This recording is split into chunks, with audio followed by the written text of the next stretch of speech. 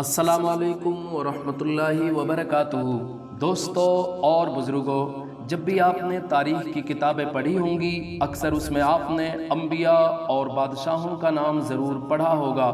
ناظرین کرام، ہر دور اور ہر زمانے میں اچھے خیال کے بادشاہوں کا بھی تاریخ میں ذکر اور نام آتا ہے، اور ظالم و جابر بادشاہوں کا بھی تاریخ میں نام آتا ہے۔ ساتھ ہی ساتھ ہم آپ کو بتاتے چلیں کہ بنی اسرائیل میں ایک قوم عاد کا آپ نے تفصیل سے ذکر سنا اور پڑھا ہوگا۔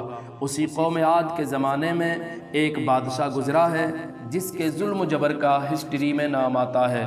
آپ کو ایسے بادشاہ کی عمر اور زندگی کے بارے میں آپ کو سن کر حیرانی ہوگی کہ آخر ایسا بادشاہ کون ہے۔ ناظرین کرام، تو آج ہم آپ کو اس ویڈیو میں بتائیں گے اس کی عمر اور اس کے ظلم و جبر کی داستان۔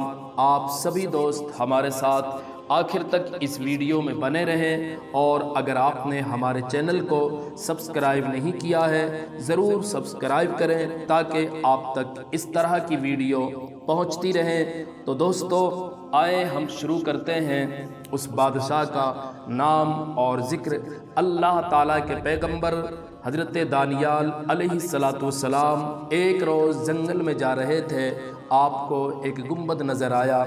اس گنبد کی طرف سے آواز آئی، اے دانیال علیہ السلام، ادھر آؤ۔ دانیال علیہ السلام اس گنبد کی طرف گئے۔ جب اس کے پاس پہنچے تو دیکھا کہ یہ تو کسی مقبرہ کا گنبد ہے۔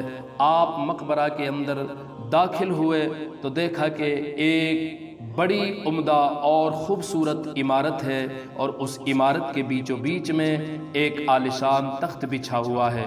اس تخت پر ایک بہت بڑی لاش ہے، یعنی میت پڑی ہوئی ہے۔ پھر آواز آئی، اے دانیال علیہ السلام، تخت کے اوپر آ جاؤ۔ اللہ کے پیغمبر دانیال علیہ السلام تخت کے اوپر تشریف لے گئے تو دیکھا کہ ایک لمبی اور چوڑی تلوار مردہ کے پہلو میں رکھی ہوئی ہے۔ اس پر یہ عبارت لکھی ہوئی نظر آئی کہ میں قوم عاد سے ایک بادشاہ ہوں۔ خدا نے 1300 سال کی مجھے عمر عطا فرمائی تھی، اور 12,000 میں نے شادیاں کی تھی، اور 8,000 بیٹے ہوئے تھے۔ لا تعداد خزانے میرے پاس تھے۔ اس قدر نعمتیں لے کر بھی میرے نفس نے خدا کا شکر نہ کیا، بلکہ الٹا کفر کرنا شروع کر دیا اور خدائی دعویٰ کرنے لگا۔ پھر خدا نے میری ہدایت کے لیے ایک نبی کو بھیجا۔ اس نے مجھے اللہ رب العالمین کی طرف بلایا اور مجھے سمجھایا، مگر میں نے کچھ نہ سنا۔ آخر اس اللہ کے نبی نے مجھے بد دعا دی اور چلے گئے۔ حق تعالیٰ نے مجھ پر اور میرے ملک پر قحط کی شکل میں عذاب نازل فرما دیا۔ جب میرے ملک میں کچھ پیدا نہ ہوا تو تب میں نے دوسرے ملکوں کو حکم بھیجا کہ ہر ایک قسم کا غلہ اور میوہ میرے ملک میں بھیجا جائے۔ پھر ہر ملک سے میرے ملک طرح طرح کا غلہ آنے لگا، لیکن جس وقت وہ غلہ میرے شہر کی سرحد میں داخل ہوتا فوراً مٹی بن جاتا تھا، اور کوئی دانہ مجھے نصیب نہ ہوتا تھا۔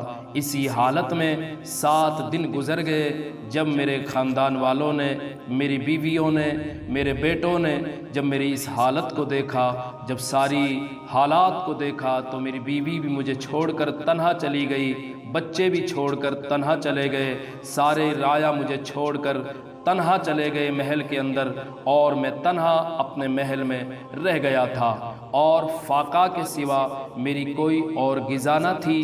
ایک دن میں نہایت ہی مجبور ہو کر بھوک و پیاس کی حالت میں اپنے محل کے دروازے پر بیٹھا ہوا تھا۔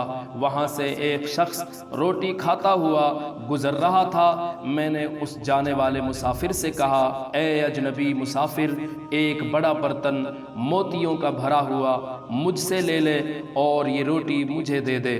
اس شخص نے سنا نہیں اور چلا گیا۔ دوستو، یہاں اس بادشاہ کا انجام یہ ہوا کہ وہ بھوک اور پیاس سے نڈھال ہو کر مر گیا تھا۔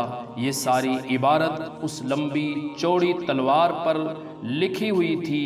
تو دوستو اور بزرگوں، عقل مند وہ نہیں جو دنیا کے آگے اللہ کو بھول جائے، بلکہ عقل مند وہ شخص ہے جو دنیا میں رہ کر پوشیدہ طور سے اپنی رب کی عبادت کر کے اپنے رب کو راضی کر لے، اور اللہ تعالیٰ کی دی ہوئی نعمت کی جو ناشکری کرتا ہے اس کے اوپر اسی طرح سے اللہ تعالیٰ کا عذاب نازل ہوتا ہے۔